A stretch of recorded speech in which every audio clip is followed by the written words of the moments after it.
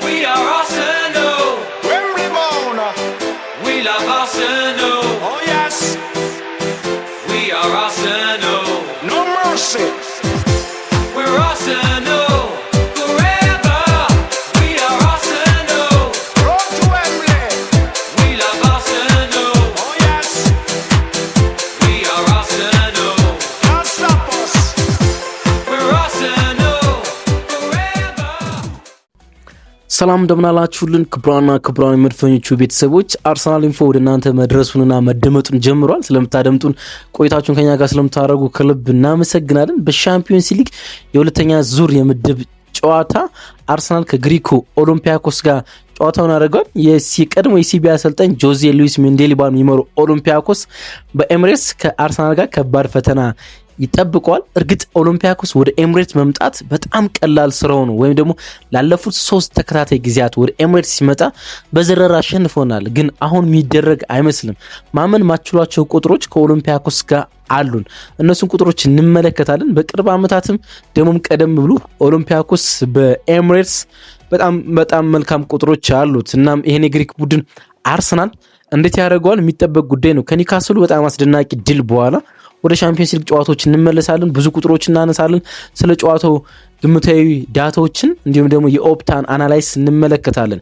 ደግሞ ሚኬል አርቴታ ከጨዋታው አስቀድሞ ስለ ጨዋታውና ስለ ቲም ኒውስ ለጋዜጠኞቹ ሀሳብ አስተያየቱን ሰጥቷል። በብዙ ጉዳዮች ላይ ማለት ነው። ስለ ኦዲጋርድ፣ ስለ ኢዜ በቋሚ አሰላለፍ ስለመሰለፍ፣ ስለ ዊሊያም ሳሊባ ኮንትራት በብዙ ጉዳዮች ላይ እንደ ቪክተር ዮኬሬሽ ጎል ስለማስቆጠሩ እናም በጨዋታው ስላሉ ተሳትፎቹ ስለ ቪክተር ዮኬሬሽ በአርሰናል ውስጥ በቅርቡ በተለይ ደግሞ በአርሰናል የልምምድ ማዕከል ውስጥ የእንግሊዝ አየር ኃይል ፓይለቶች እና አብራሪዎች ይገኛሉ ተብሎ ይጠበቃል። ስለምን ይመጣሉ? በዚህ ጉዳይ ማስተባበያዎችን ሰጥቷል። በኤምሬትስ ዙሪያ ስላሉ አዳዲስ ለውጦችም እንዲሁ መናገር ችሏል። ዊሊያም ሳሊባም አብሮት ሻምፒዮንስ ሊግ ላይ የአንድ አሰልጣኝ ከአንድ ተጫዋች ነው ጋዜጣዊ መግለጫ የሚሰጠው። እናም ዊሊያም ሳሊባ ነበረ ከሚኬል አርቴታ ጋዜጣዊ መግለጫ የሰጠው። ዊሊያም ሳሊባ ስለ ኮንትራቱ ተጠይቋል። አርሰናል ላይ ስላለው ፍቅር እንዲሁም ደግሞ ስለ አርሰናል እምነቱና ፕሮጀክቱ ከአርሰናል ጋር ለምን እንደቀጠለ መናገር ይችላል። ብዙ ጉዳዮች ናቸው። እያንዳንዱ ጉዳይ ያነሳን ከእናንተ ጋር ቆይታ እናረጋለን ማለት ነው። አብራችሁን ስለምትዘልቁ ስለምታደምጡን፣ ደግሞ ሀሳብ አስተያየቶቻችሁ ስለምትሰጡን ከልብ እናመሰግናለን። ሁሉንም ስለምታረጉ በተለይ ደግሞ ሰብስክራይብ አድርጋችሁ የምታደምጡን አድማጮቻችን ከልብ እናመሰግናለን። ቪዲዮን ገና ስትጀምሩ ላይክ አድርጉ። የፕሪማች ሪቪው አይደለም እንሰራ። ስለዚህ የጨዋታ ግምቶቻችሁን አስፈሩልን። ኦሎምፒያኮስ ከአርሰናል ማን ያሸንፋል? እሱንም ጻፉልን። አብራችሁን ቆዩ። ከመሸጋገሪያ ሙዚቃ በኋላ ተመልሼ እመጣለሁ።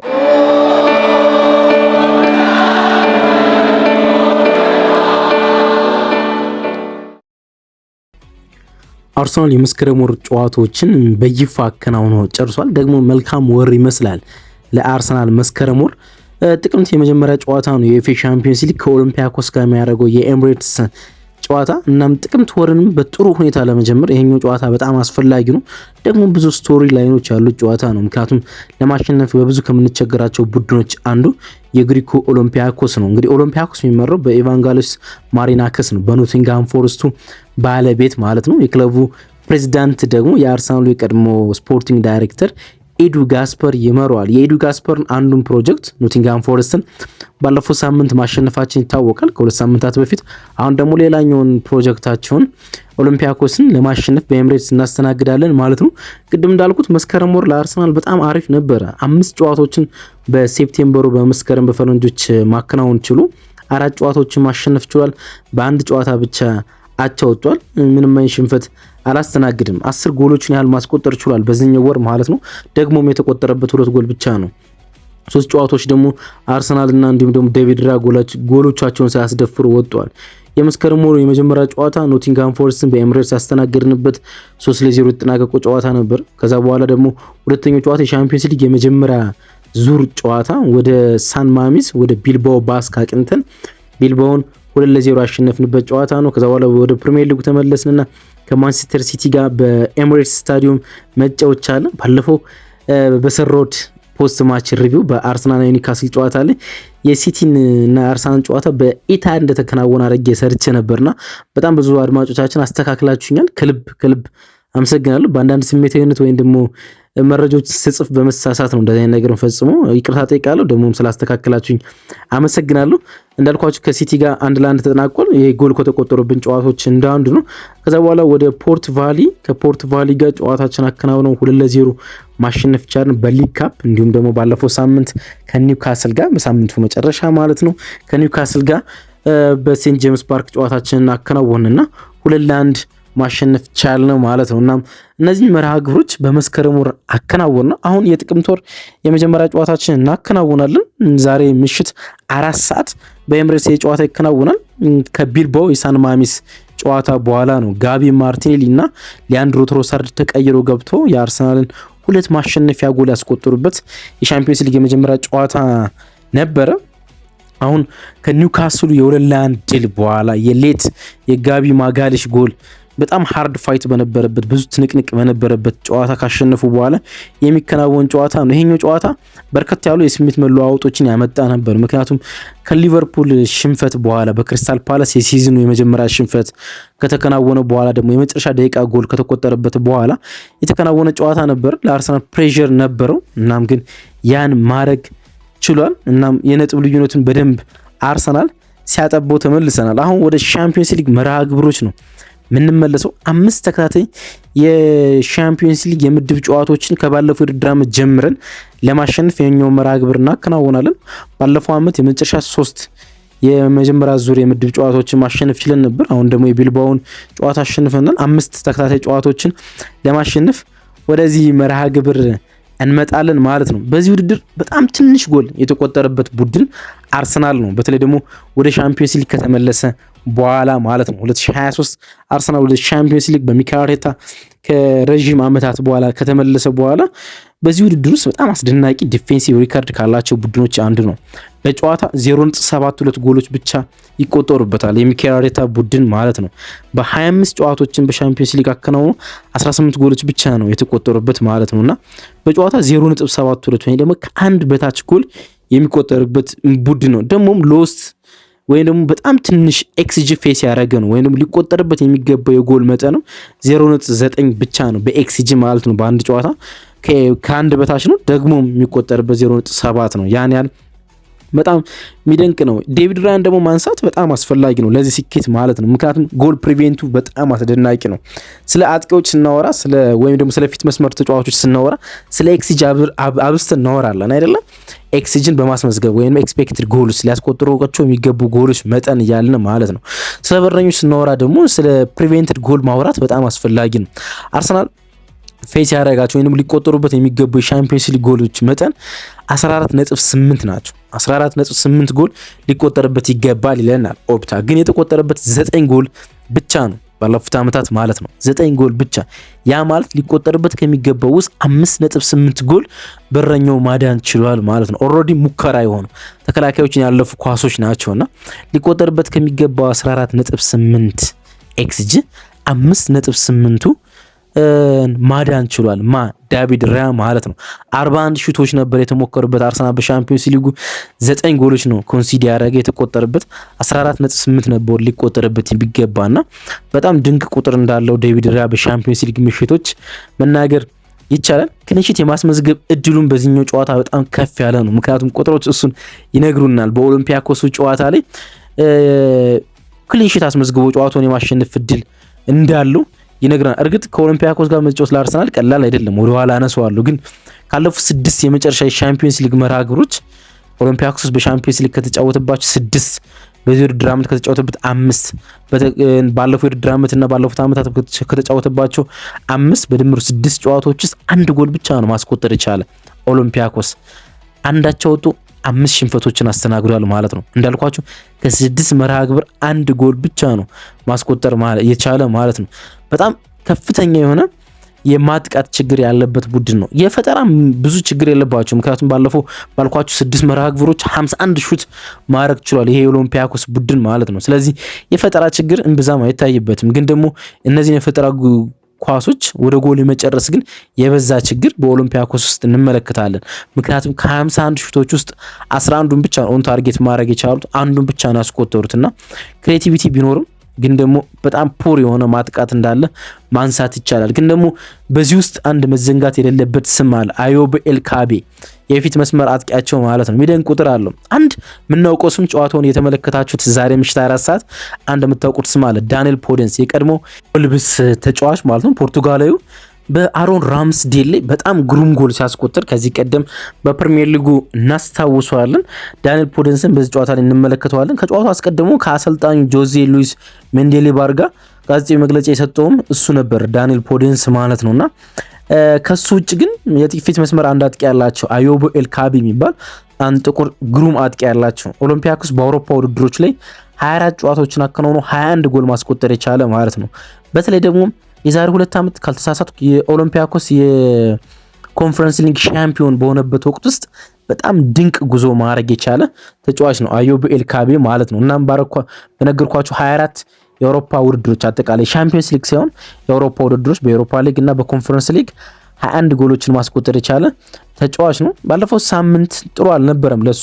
ፓውስ ከሚባሉ ቡድን ጋር ሲጫወቱ ከመቄዶኒያ ቡድን ጋር ሲጫወቱ 4 ሙከራ አድርጎ ጎል ማስቆጠር አልቻለም ነበር። እንዳልኳችሁ እንግዲህ ኦሎምፒያኮስ ለአርሰናል ያን ያህል ምቾት የሚሰጥ ቡድን አይደለም። የመጨረሻ ወደ ኤምሬትስ የመጣባቸውን ጨዋታዎች በሙሉ አርሰናል ማሸነፍ ችሏል። ይህን ቁጥር ስትሰሙ መደናገጥ የሚያስፈልግ ይመስለኛል። ሳያው ደንግጫለሁ፣ አስታውሳለሁ በተደጋጋሚ ኦሎምፒያኮስ አርሰናልን ሲያሸንፍ ማለት ነው። ግን ቁጥሮቹ ይሄን ያህል አልመሰሉኝም ነበር ማለት ነው። 3 የመጨረሻ ወደ ኤምሬትስ የመጣባቸውን ጨዋታዎች በሙሉ ማሸነፍ ችሏል ኦሎምፒያኮስ ማለት ነው። 2021 በኤሮፓ ሊግ የጥሎ ማለፍ ጨዋታ መጣ፣ 1-0 አሸነፈን። እርግጥ ወደ ሜዳው ሄደን 3-1 አሸነፈን ማለፍ ችለን ነበር። 2021 ሲዝን ላይ ኤምሬትስ መጡ፣ 2-1 አሸነፈን።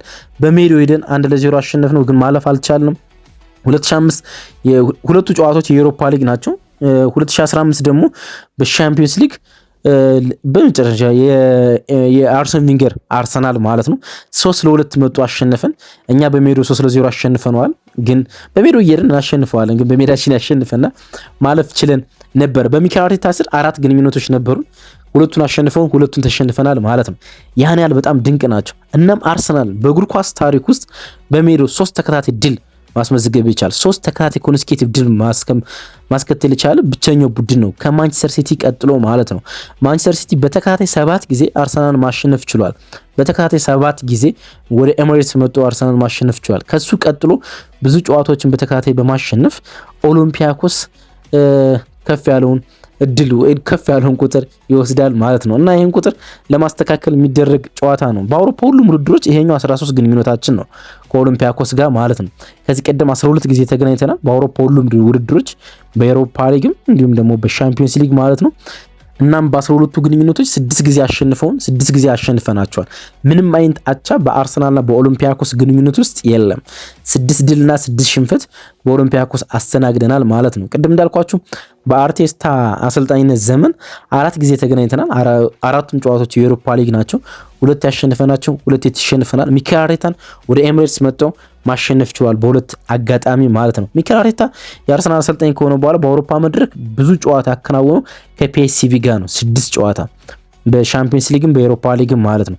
ከሱ ቀጥሎ 4 ብዙ ጨዋታ ያከናወነው ከኦሎምፒያኮስ ጋር ነው። ብዙ መርሃ ግብር ሚኬል አርቴታ ያስተናገደው ማለት ነው። ደግሞ ሚኬል አርቴታ የአርሰናል አሰልጣኝ ከሆነ በኋላ በአውሮፓ መድረክ ተደጋጋሚ ሽንፈት እያስተናገደ የሚገኘው በኦሎምፒያኮስ ነው እና ይሄኛው ጨዋታ ወሳኝ ነው። አንዳንድ ተጫዋቾችን ማየት ያለብን ይመስለኛል። ቅድም ዴቪድ ራያን እንዳየን ሁሉ ማርቲን ዙቢሜንዲ በዚህኛው ጨዋታ በጣም ወሳኝ ነው።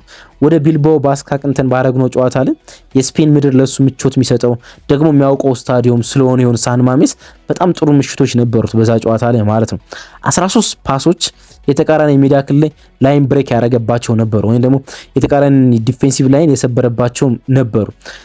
10ሩ ደግሞ ዲፌንሲቭ ሃይላይንን የሰበረባቸው ናቸው። የመጨረሻውን የተቃራኒ ቡድን የቢልባኦን ዲፌንሲቭ ላይን የሰበረባቸው ናቸውና በማች ዳይ ዋን በሻምፒዮንስ ሊግ በተከናወኑ ሁሉም ጨዋታዎች ኦልሞስት ወደ 16 የሚጠጉ ጨዋታዎች ተከናውነው ነበረ። በ16 ጨዋታ የሱን ያህል ዲፌንሲቭ ላይን መስበር የቻለ ፓስ ማድረግ የቻለ ተጫዋች አልነበረም። በዚህኛውም ጨዋታ አብስተን እንጠብቀዋለን ማርቲን ዙቢሜንዲን ማለት ነው። እንደሚታወቀው ጋቢ ማጋለች፣ ካይ ሃቨርትዝ፣ ፔሮ ኢንካፒዮ በድጋሚ በዚህኛው ጨዋታ አይኖሩም። ኦፕታ ይሄኛውን ጨዋታ የማሸነፍ ግምት በጣም በርቀት በዚህኛው ሳምንት ከሚከናወኑ የቻምፒየንስ ሊግ ጨዋታዎች ሁሉ ከፍ ያለውን ግምት ለአርሰናል ሰጥቷል። 72.8 ፐርሰንት አርሰናል ይህን ጨዋታ ያሸንፈዋል ሲል ኦሎምፒያኮስ ደግሞ 10.7% ይህን ጨዋታ የማሸነፍ ግምት ሰጥቶታል። ጨዋታው ለመጀመሪያ ጊዜ ባቸው ውጤት የመጠናቀቅ እድሉን ኦፕታ 12.1% ነው መስጠት የቻለ። የቀድሞ የሲቪያ ከሁለት ዓመት በፊት ሲቪያን ሲያሰለጥን የነበረው ጆዜ ሉዊስ ሜንዴሌባር ይህን ቡድን ወይም ደግሞ ኦሎምፒያኮስን በአሰልጣኝነት ይመራል። ወደ ሚኬል አርቴታ ፕሬስ ኮንፈረንስ እናቅና። ትናንትና ምሽት ሚኬል አርቴታ ትናንትና ከሰዓት በኋላ ከዊሊያም ሳሊባ ጋር ነው ጋዜጣዊ መግለጫ መስጠት የቻለው። ወደ ጋዜጣዊ ሩም በጣም ዘግይቶ ነው ሚኬል አርቴታ መግባት የቻለው። በጣም ዘግይቶ ከ30 ደቂቃ በላይ ጋዜጠኞችን አስጠብቋቸው። ኦልሞስት ብዙ ጊዜ ይዘገያል፣ ግን እንደዚህ ዘግይቶ የሚያውቅ አይመስለኝም። ከዊሊያም ሳሊባ ጋር ነው እንዳልኳችሁ መስጠት የቻለው። ዊሊያም ሳሊባ የአርሰናል ኮንትራቱን በይፋ እስከ 2030 ድረስ መፈረም ችሏል። ከ3 ቀናት በፊት ዴቪድ ኦረስን ስላረጋገጠና ፕሮግራም ስለሰራንላችሁ በድጋሚ መስራትን አልወደድንም። ግን ዊሊያም ሳሊባ ኮንትራቱን ከፈረመ በኋላ ከአርሰናል ሚዲያ ጋር የሰጠው ጋዜጣዊ መግለጫ አለ። በሚቀጥለው ሳምንት ጥቂት ጋፕ የሚኖርም ከሆነ ጨዋታዎች ማይደራረቡ ከሆነ ይዤላችሁ እመጣለሁ። ከስካይ ስፖርት ጋር በጣም ግሩም ቆይታ አሉ። እሱንም ማቀርብላችሁ ይመስለኛል በሚቀጥለው ሳምንት ብዙ ጨዋታዎች ማይኖሩ ከሆኑና የኢንተርናሽናል ብሬክስ ሲኖር ብዙ ጋፕ ስለሚኖሩ በድጋሚ ይዤላችሁ እመጣለሁ። መለስ ብለን እንቃኛቸዋለን ኢንተረስቲንግ ጉዳዮች ስላሉ ማለት ነው። ሚኬል አርቴታ እንዳልኳችሁ በብዙ ጉዳዮች ነው ሀሳቡን መስጠት የቻሉ። አንደኛው ማርቲን ኦዲጋርድ ከኢዜ ጋር ስላለው ፉክክር ተጠይቆ ምላሹን ሰጥቷል። ይህ የተለየ ጥራት ያለው ተጫዋች ነው አለ ኢዜ ማለት ነው። በሜዳ ውስጥ ያልተጠበቁ ነገሮችን ሲያደርግ ትመለከታላችሁ። ወደ ቀኝ መሄድ ይመስላል፣ ወደ ግራ ሽፍት ያደርጋል፣ ተጫዋቾችን መሰብሰብ ይችላል፣ ያልተጠበቀ ንክኪዎችን ያደርጋል፣ ሳታስበው ኳሶችን ያቀብላል ወይም ደግሞ ወደ ጎል ይሞክራል። በአንድ ወቅት ብዙ ተጫዋቾች በማይችሉበት መንገድ ኳስ ሲያቀብልም ተመልክቼው አውቃለሁና እሱን ከሚያደርጋቸው ጥቂት ነገሮች እሱ የሚያደርጋቸውን ነገሮች ጥቂት ኳስ ተጫዋቾች ብቻ ሲያደርጓቸው ትመለከታላችሁና እሱ የኛ ተጫዋች በመሆን እድለኛ ነን። እርሱም በመሃል ላይ ማጫወት በተለይ ደግሞ ሴንትራል ላይ ማጫወት ጥንካሬ እንደሚሰጠን በተወሰኑ ጨዋታዎች ተመልክተናል። እንደ ጨዋታው የምንጠቀምበት መንገድ ይለያያል ሲል ለኢዜ ያለውን አድናቆት ሚኬል አርቴታ ገልጿል። በጨዋታው የቡድን ዜና ላይ ቅድም እንዳልኳችሁ ኖኑ ማዶኬ፣ ገብርኤል ኢየሱስ፣ ሃቨርስ እንዲሁም ደግሞ ፔሩ ኢንካፒዮ እንደማይኖር ገልጿል። የፔሩ ኢንካፒዮ ቶሎ የሚመለስ መስሎ ግን አሁን ሳምንታቶች አለፉት። እስካሁን ድረስ የአርሰናልን ጨዋታውን ማከናወን አልቻለም። የፕሪሲዝን ጨዋታ እርግጥ አንድ ጨዋታ ላይ ተቀይሮ ገባ ካልተሳሳትኩ፣ አንድ ጨዋታ ላይ ተቀይሮ ገብቷል። ከዛ ውጭ ግን ፔሩ ኢንካፒዮን መመልከት አልቻልንም። ኦዲጋርድ ቋሚው ነው ለመጀመር ዝግጁ ነው ወይ ተብሎ ተጠይቆ ነበር ሚኬል አርቴታ። አዎ ከኒውካስል ጋር ባደረግነው ጨዋታ ላይ ተመልክታችሁናል፣ እንድናሸንፍ ረድቶናል። እናም የኛውን ጨዋታ በድጋሚ በቋሚ አሰላለፍ ሲጀምራል ሲል ነው መናገር ይቻላል።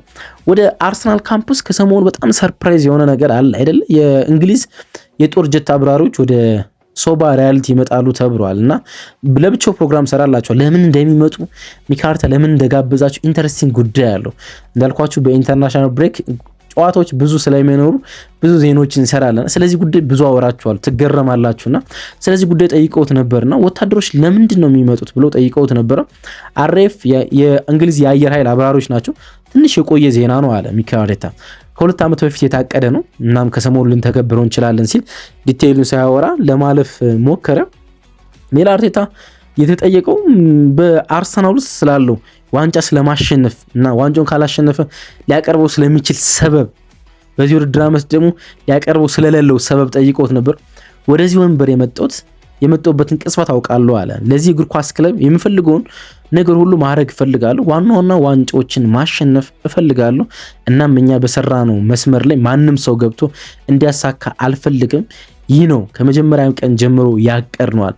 እኛ ባሰመርነው መስመር ያለው አርሰናል እንደ ቡድን ጠንካራ ያደረገው ሚኬል አርቴታ እንደሆነ መናገር ይቻላልና እሱ ከለቀቅ በኋላ ሌላ አሰልጣኝ መጥቶ ዋንጫ እንዲበላ አልፈልግም፣ እኔ ራሴ ያሳካዋለሁ የሚል አንደበት ነውና በጣም ብዙ ጋዜጠኞችን ይሄኛው ንግግር አስገርሟል። ሰበብና ይቅርታ የህይወቴ አንድ አካል ሆኖ በፍጹም አያውቁም ነው ያለ ሚኬል አርቴታ ሲናገር ማለት ነው። ኤምሬትስን ከዘንድሮ ተመልክታችሁት ከሆነ አንድ አስገራሚ ነገር አለው አይደል? ተጫዋቾቹ የሚገቡበት ታናል፣ ወደ ስታዲየም የሚገቡበት ታናል ሸራ አለ የሚወጠር ማለት ነው። ተጫዋቾችን የደጋፊዎች ብዙ አይነት ቃላቶች እንዳይወረውሩባቸው የሚያደርግ ቀጥታ ከውስጥ ከመልበሻ ክፍል ቀጥታ ሳሩን ወይም መጫወቻ ሜዳው እንዲያገኙት የሚያደርግ ማለት ነው። ሚኬል አርቴታ ትዕዛዝ እሱኛው የታናል ሸራ እንዲነሳ ማድረግ ችሏል እና ሚኬል አርቴታ ስለዚህ ጉዳይ ጠይቀውት ነበረ፣ ስለመነሳቱ ጉዳይ ማለት ነው። እንደ ክለብ ኤሚሬትስ ስታዲየምን የዓለማችን ምርጥ ድባብና አስፈሪ አየር ያለበት ማድረግ እንፈልጋለን። እናም አንደኛው ይሄኛው ነው አለ። የተቃራኒ ቡድኖች ገና እንደገቡ የኤሚሬትስን ትኩሳት መስማት አለባቸውና ያን ለማድረግ ሞክረናል ሲል ነው እንግዲህ መናገር የቻለው ሚኬል አርቴታ። ሌላ ስለ ተከላካይ መስመሩ ጥምረት ተጠይቆ ነበር። የተከላካይ መስመሩ ያላቸው መግባባት የሚደንቅ ነው። በሁሉም መንገድ እርስ በርስ መደጋገፍና መተጋገዝ አላቸው። እርስ በርስ በደንብ ይግባባሉ ሲል ነው ሚኬል አርቴታ መናገር የቻለው። ሌላ ተጨማሪ ሚኬል አርቴታ ከቀረቡለት ጥያቄዎች አንዱ ቪክተር ዮኬሬሽ በኒውካስሉ ጨዋታ ላይ ጎል አላስቆጠርምና የተፈጠረበት ስሜት እንዳለ ከሰሞኑ ጎል ባለማስቆጠሩ ተጠይቆ ነበረ። ከጨዋታው በኋላ የሰጠው ምላሽን በጣም ወድጄዋለሁ አለ ሚኬል አርቴታ ስለ ዮኬሬሽ ሲናገር። ሁኔታውን በስሜት የሚመዝንበት መንገድ በጣም አስደናቂ ነው። የሚያሳዝነው ግብ አለማስቆጠሩ ነው። ግን ጎል ቀስ ብሎ ይመጣል። ጎል ባያገባ እንኳን ምንም አይነት ብስጭት መልበሻ ክፍል ውስጥ አላሳየም። አንዳንድ እገዛዎች እንደሚያስፈልጉት እናውቃለን። እናም የጎል ዕድሎችን ከዚህም በላይ ከፍ አድርገን ልንፈጥርለት ይገባል ሲል ነው ሚኬል አርቴታ መናገር የቻለው። ስለ ኒውካስሉ ድሉም ተጠይቆ ነበር። ከኒውካስል ድል በኋላ በመልበሻ ክፍል ውስጥ ተጫዋቾች ሲደሰቱ በደንብ ተመልክቻለሁ። ደስታውን ሲጨርሱ ግን ለኦሎምፒያኮስ ጨዋታ መዘጋጀት ወዲያውኑ ጀምረዋል። ምክንያቱም ትልቅ ጨዋታ ከፊታቸው እንዳለ ሁሉም ይረዱ ነበረ ሲል ነው እንግዲህ መናገር የቻሉ። ከዛ በኋላ ዊሊያም ሳሊባ ከጎኑ ነበር ነው። የዊሊያም ሳሊባ ኮንትራት ምን አይነት ስሜት አለው ብለው ጠይቆት ነበር። ይህ ለኛ በጣም ትልቅ እና እጅግ በጣም ደስ የሚል ዜና ነው። እጅግ በጣም ደስ ብሎናል። ለእሱም እንኳን ደስ አለ ማለት እፈልጋለሁ። በአርሰናል ቤት ለሱ ይህ ይገባዋል ሲል የተደረገለት ኮንትራት ከፍ ሲል ይሄ ይገባዋል። እናም እንኳን ደስ አለ የሚሉት ደሞዙ ከፍ ስለሚል ነው። እና ሚኬል አርቴታም እንኳን ደስ አለ ልለው ፈልጋለሁና ይህ ይገባዋል በማለት አድናቆትን ለዊሊያም ሳሊባ ሰጥቷል። ዊሎ አለ ሚኬል አርቴታ ሲቀጥል፣ በክለባችን ቤት ላለፉት ጥቂት ዓመታት ክስተት የሆነ ተጫዋች ነው። የቡድናችን የጀርባ አጥንት ነው። ከሆኑ ተጫዋቾች እንደ አንዱ ነው እና ከቡድን አጋሮቹ ጋር የሚሰጠን ነገር በጣም አስደናቂ ነው። በጣም ደስተኛ ነው ብዬ አስባለሁ በዚህ ክለብ ውስጥና ደስተኛ ሆኖ ስለተመለከት ነው ደግሞ እኛም እድለኞች ነን ሲል ነው ሚኬል አርቴታ ስለ ዊሊያም ሳሊባ መግለጽ የቻለው ማለት ነው። ሌላ ሚኬል አርቴታ ከተጠየቃቸው ጥያቄዎች አንዱ ስለ ማክስ ዶማን ነው። በጨዋታ ውስጥ ይሰለፋል ተብሎ ከሚገመቱ ተጫዋቾች ናቸው በተጠባባቂ ቦታ ላይ። ምክንያቱም ኖኒ ማዱኬ በአርሰናል ካምፕ ውስጥ አለመኖሩን ተከትሎ የቡካዮ ሳካ ተጠባባቂ ይሆናል ተብሎ የሚገመተው ማክስ ዶማን ነው በዚህኛው ሻምፒዮንስ ሊግ ጨዋታ ላይ። እናም ስለሱ ተጠይቆት ነበረ። ምን ብሎ መሰላቸው የጠይቁት? ኢንተረስቲንግ ጉዳይ ነው። ማክስ ዶማንን ለመጀመሪያ ጊዜ ማን ነው የነገረ? ስለ ማክስ ዶማን ተሰጥኦ ማን ነው የጠቆመ እንድትመለከተው ብለው ጠይቀውት ነበረ። የመጀመሪያ ውይይቴ ስለሱ ከፐር መርቲሳከር ጋር ነበር አለ። ወዲያውኑ ስሙን ነገረኝ እና መጠህ እየዋለኝ እሱም ማየት ጀመርን። እሱ ራሱን ያሳደገበት መንገድ ፈጣን ነበር። እሱ ሙሉ በሙሉ ከኛ ጋር ነው። አሁን እሱ የኛ የቡድን አካል ነው። ከኛ ጋር ይሰለጥናል። እንደ ማንኛውም ሰው ተመሳሳይ እድሎች ይሰጠዋል። እናም እንደ ዋናው ቡድን ተጫዋች እንመለከተዋለን ሲል ነው ሚኬል አርቴታ ስለ ማክስ ዶማን መስጠት የቻለው ማለት ነው። ከሚኬል አርቴታ ጋር አብሮ ፕሬስ ኮንፈረንስ ሲሰጥ የነበረው ዊሊያም ሳሊባ ነው እና ስለ ብዙ ጉዳዮች ነው ዊሊያም ሳሊባም ሲመልስ የነበረው። ስለ አርሰናል ጠይቁት። እውነቱን ለመናገር በዚህ ክለብ ውስጥ ስለ መውጣት አንድም ቀን አስቤ አላቅም ሲል ነው መናገር የቻለው። እዚህ መቆየት ፈልግ ነበር፣ ያን ነው አሁን ያረኩት ብለው ጠየቀ። ዊሊያም ሳሊባ አርኖልድ በቅርቡ ወደ ሪያል ማድሪድ ሄዷልና አንተም ትሄዳለህ ተብሎ ተጠብቆ ነበር ብለው ጠይቀውት ነበር። ሜቢ አለ አርኖልድ ከሊቨርፑል ጋር አንዳንድ ዋንጫዎችን አሸንፏል። እኔ ግን እዚህ ከኮሚኒቲ ሺልድ በስተቀር ምንም አላነሳውም። ስለዚህ እዚህ መቆየት እፈልጋለሁ፣ ዋንጫዎችን ማሸነፍ እፈልጋለሁ ሲል ቃል በቃል ሁሌ የሚናገረውን ነገር ነው የተናገረ። በአርሰናል ቤት ውስጥ ዋንጫዎችን ማሸነፍ እፈልጋለሁ የሚለውን ቃል በድጋሚ አጽንኦት ሰጥቶ ተናግሮታል። ይህንን ክለብ እወደዋለሁ፣ ደጋፊዎቹ የሆነ ነገር ሳልሰጥ መልቀቅ አልችልም። እኔም በዚህ ክለብ ስሜን ጽፌ አሻራን ጥዬ ማለፍ እፈልጋለሁ ሲል ነው ዊሊያም ሳሊባ እዚህ መቆየት ስለሚፈልግበት ምክንያት፣ ለአርሰናል ዋንጫዎች መስጠት ስለሚፈልግበት ምክንያት መናገር የቻለው። ሌላም ተጨማሪ ነገር በ2000 እዚህ ስደርስ አለ ወደ አርሰናል ማለት ነው። በ2000 እዚህ ስደርስ ለ6 ወራት ሳልጫወት ቆይቼ ነበረ። በውሰት ሄድኩኝ። በእርግጠኝነት አንዳንድ ጊዜ ወጣት ስትሆን አሰልጣኞች ይጠራጠሩሃል እና ምናልባት ለዚህ ክለብ በጭራሽ አልጫወትም ብለህ ታስባለህ፣ ትፈራለህ፣ ትጨነቃለህ። በመጨረሻ ግን እንዲህ አልኩ። እዚህ ሳልጫወት መልቀቅ እንደማልችል ለራሴ ነገርኩት። ተስፋ አልቆረጥኩም። ጠንክሬ መስራቴን ቀጠልኩን። እናም ወደ አርሰናል ቋሚ ቦታን ይዤ መጫወት ቻልኩኝ። በራሴ ኮራለሁ። ተስፋ መቁረጥ እንደሌለብህ ያሳያል። እናም ሁልጊዜም ባረኩት ነገርና እዚህ ቋሚ ሆኜ ለመጫወት ባሳየው ትጋት ለራሴ ኮራለሁ ሲል ነው ዊሊያም ሳሊባ መናገር የቻለው።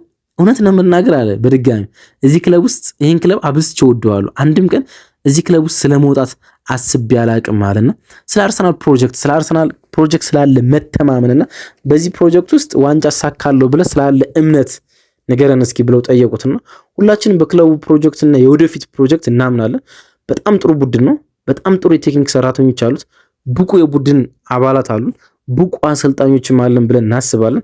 ታላቅ ስኬቶችን ለማስመዝገብ እየሰራን ነው። እናም በቅርቡ አንዳንድ ዋንጫዎችን ስናሸንፍ እንደምትመለከቱ እርግጠኛ ነኝ ሲል ነው እንግዲህ ዊሊ መናገር ይቻሉ። ሌላም ስለ ሄንሪ ጠየቁት። እንግዲህ ፈረንሳዊ ነው፣ ቦንዲያን የተወለደ ፓሪስ ጎን እና ስለ ሄንሪ መጠየቁ የሚገርም ነው። ከኮንትራቱ በኋላ በእርግጥ የለበስኩት የመጀመሪያ ማሊያ 14 ቁጥር ነበር። ለእኔ እሱ እንደ አርያ ነው፣ ለማንም ፈረንሳዊ እሱ እንደ አርያ ነው የማየው። እናም እርግጥ እሱ ፈረንሳዊ ነው። በአርሰናል ደግሞ ፈረንሳይ ተጫዋች ስትሆን ትልቅ ትኩረት ታገኛለህ ሲል ነው መናገር የቻለው። ስለ ሻምፒዮንስ ሊግ ስለማሸነፍም ተጠየቁት። በሻምፒዮንስ ሊግ ለመሳተፍ አይደለም ወደ ውድድር የምንመጣ ዋንጫውን ጨዋታውን ለማሸነፍ ነው እዚህ የምንገኘው። እናም ያን ለማድረግ ሁሉም ነገር ደግሞ እንዳለን እናምናለን ሲል ዊሊያም ሳሊባ ለጋዜጠኞቹ ምላሹን መስጠት ችሏል። ዛሬ ምሽት 4 ሰዓት አርሰናል ከኦሎምፒያኮስ ጋር በሻምፒዮንስ ሊግ ምሽት የሁለተኛ ዙር ጨዋታቸውን ያከናውናሉ። ጨዋታውን ጋበዝነን ከጨዋታው መጠናቀቅ በኋላ ደግሞ ነገ ማለዳ ተገናኝተን እንነጋገራለን። የጨዋታ ግምቶቻችሁ የምታስቀምጡበት ሰዓት ደርሷል። በኮሜንት መስጫው ባር ላይ አርሰናል ከኦሎምፒያኮስ ስንት ለስንት ይጠናቀቃል ጻፉልን። ስለነበራችሁ ከልብ እናመሰግናለን። መልካም ቀን ባይ